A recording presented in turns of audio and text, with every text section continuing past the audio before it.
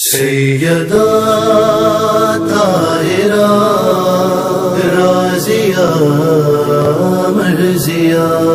کہ دیکھیں قرآن کریم کے اندر بہت ساری آیتیں ہیں کہ جو مردوں کے بارے میں نازل ہوئی ہیں، لیکن بہت کم آیتیں ہیں جو خواتین کے بارے میں نازل ہوئی ہیں. اور ایک سورہ مکمل طور پر حضرت فاطمہ زہرا سلام اللہ علیہ کی شان میں نازل ہوا اس طریقے سے کہ بسم اللہ الرحمن الرحیم انا اعطیناک الکوثر، اے حبیب ہم نے آپ کو کوثر عطا کیا ہے. فصلی لربک وانحر، تو آپ اپنے رب کے لیے نماز بھی پڑھیں اور قربانی بھی دیں. ان شانیک هو الابتر، آپ کا دشمن ہے جو بے اولاد رہے گا اور ابتر رہے گا. تو آپ کو جو اولاد نصیب ہوئی ہے وہ حضرت فاطمہ زہرا کے ذریعے، اور آپ کی نسل بڑی ہے تو حضرت فاطمہ زہرا سلام اللہ علیہ کے ذریعے بڑی ہے. اور عجیب بات یہ ہے کہ یہاں پر کہا گیا پیغمبر اکرم سے کہ آپ نمازوں میں اضافہ کیجئے. فصلی، شکرانے کے طور پر نماز پڑھیے. وہ رسول کے جسے کہا جا رہا تھا قم اللیل الا قلیلا، کہ آپ نمازوں کے لیے کھڑے ہوا کیجئے مگر قلیل اور کم کھڑے ہوا کیجئے. اس موقع پر کہا کہ آپ نمازیں اپنے رب کے شکرانے کے طور پر پڑھیے. اور اسی طریقے سے حضرت فاطمہ زہرا سلام اللہ علیہ اتنی چھوٹی عمر کے اندر 9 برس کی جب ان کی شادی ہوتی ہے اور جب پیغمبر اکرم کا وصال ہوتا ہے تو 18 برس کی عمر مبارک ہے. لیکن اسی دوران میں وہ آیتیں نازل ہوتی ہیں کہ وَيُطْعِمُونَ الطَّعَامَ عَلَى حُبِّهِ مِسْكِينًا وَيَتِيمًا وَأَسِيرًا.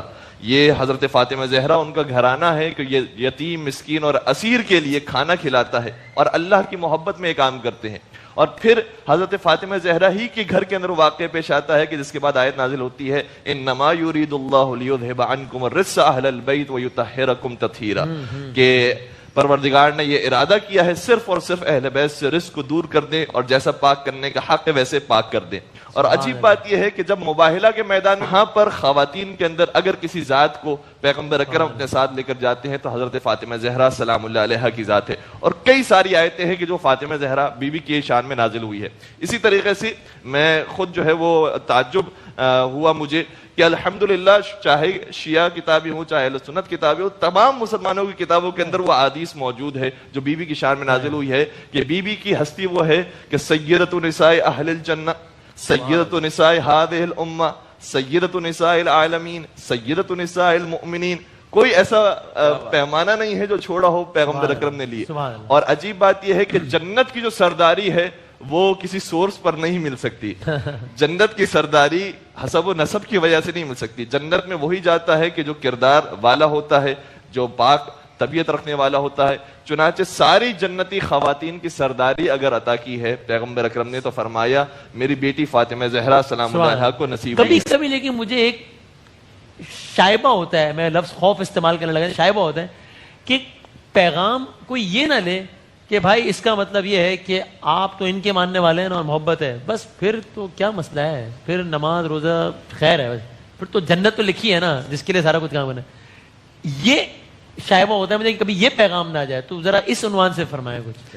اعوذ باللہ من الشیطان الرجیم، بسم اللہ الرحمن الرحیم. بہت خوبصورت بات آپ نے بیان فرمائی، اور اس حوالے سے میں امام محمد باقر علیہ السلام اور امام صادق علیہ السلام کا جملہ آپ کی خدمت میں بیان کروں کہ فرماتے ہیں کہ کونوا لنا زینا ولا تکونوا علینا شینا.